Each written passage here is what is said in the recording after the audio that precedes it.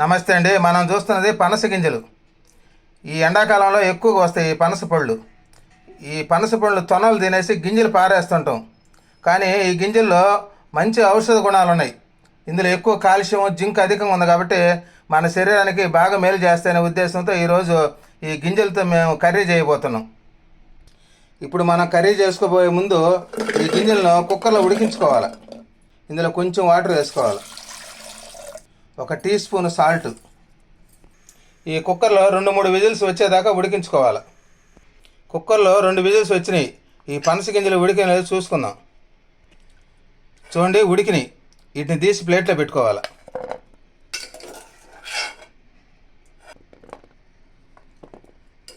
చూడండి, మనం ఉడికించిన పనస గింజలను ఒక ప్లేట్లోకి తీసి పెట్టుకున్నాం. వీటిని కొద్దిసేపు చల్లారనివ్వాలి. చూడండి, పనస గింజలు చల్లారిన తర్వాత దాని పైనుండే పొక్కును ఆ విధంగా తీసేయాలి.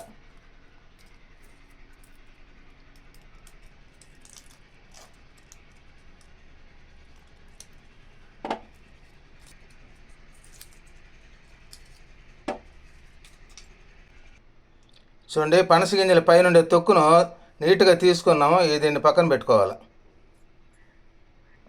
చూడండి, మనం కర్రీ చేసుకోవాలంటే ఈ పనస గింజల్ని ముక్కలుగా కట్ చేసుకోవాలి.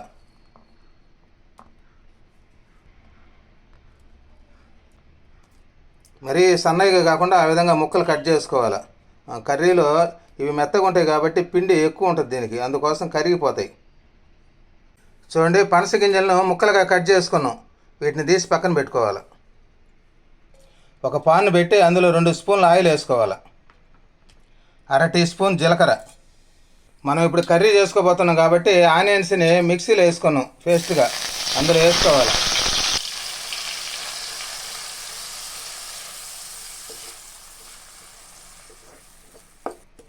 ఆనియన్స్ని ఈ విధంగా చేసుకోగలిగితే కర్రీలో గ్రేవీ బాగుంటుంది, చాలా టేస్టీగా ఉంటుంది.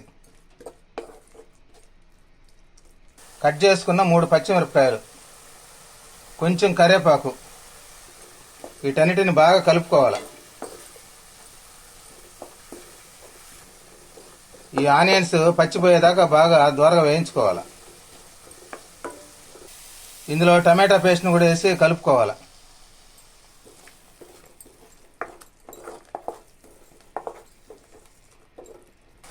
రుచికి సరిపడా సాల్ట్ని వేసుకోవాలి. 1 స్పూన్ అల్లం వెల్లుల్లి పేస్ట్ వేసుకొని బాగా కలుపుకోవాలి. ఈ పచ్చివాసన పోయేదాకా బాగా అందులో కలుపుకోవాలి. చిటికెడు పసుపు, 1/2 టీ స్పూన్ కారం,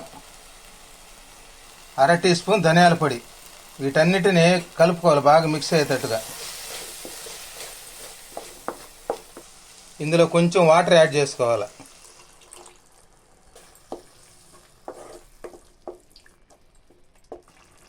ఒక స్పూన్ గరం మసాలా పౌడర్ వేసి కలుపుకోవాలి. మనం ఉడికించుకున్న పనస గింజలను అందులో వేసుకొని బాగా కలుపుకోవాలి. ఈ గింజలను ఎక్కువగా కలపకుండా మసాలా బాగా పట్టేలాగా ఆ విధంగా కలుపుకోవాలి. చాలామందిలో హెమోగ్లోబిన్ తక్కువ ఉంటుంది. అలాంటి వాళ్ళకి ఈ పనస గింజలు బాగా పనిచేస్తాయి, మంచి ఆరోగ్యకరమైనటివి. హెమోగ్లోబిన్ తక్కువ ఉన్నవాళ్ళు ఈ విధంగా చేసుకొని తినగలిగితే చాలా మంచిది. ఆల్రెడీ పనస గింజలు ఉడుకున్నాయి కాబట్టి ఈ విధంగా 2 నిమిషాలు ఉడికించుకోవాలి. ఈ పనస గింజల కర్రీ శాకాహారులకు ఇది నాన్ వెజ్ ఫుడ్గా బాగా పనిచేస్తుంది. అంత శక్తివంతమైనటువంటిది, అధిక ప్రోటీన్లు ఇందులో ఉన్నాయి కాబట్టి ప్రతి ఒక్కరు చేసుకోండి. చాలా ఆరోగ్యకరమైనది, రుచికరమైనది, చాలా టేస్టీగా ఉంటుంది కూడా. చూడండి, అందులో పనస గింజలు బాగా మసాలా పట్టిందా లేదా చూసుకోవాలి. చూడండి, బాగా ఉడికింది. చూడండి, పనస గింజలతో చేసిన కర్రీ రెడీ అయిపోయింది. ఇందులో కొద్దిగా కొత్తిమీర వేసుకోవాలి. ఈ విధంగా గ్రేవీగా కానీ ఉంచుకోగలిగితే చాలా బాగుంటుంది. కర్రీ చపాతీలకు కానీ అన్నంలోకి కానీ వేసుకొని తినగలిగితే చాలా రుచికరంగా ఉంటుంది. రెడీ అయిపోయింది. దీన్ని తీసి ఒక బౌల్లో పెట్టుకోవాలి. చూడండి, ఈ విధంగా బౌల్లోకి తీసి పెట్టుకోవాలి. చూడండి, చాలా కలర్ఫుల్గా ఉంది, తినాలనిపిస్తుంది, అంత టేస్టీగా ఉంటుంది.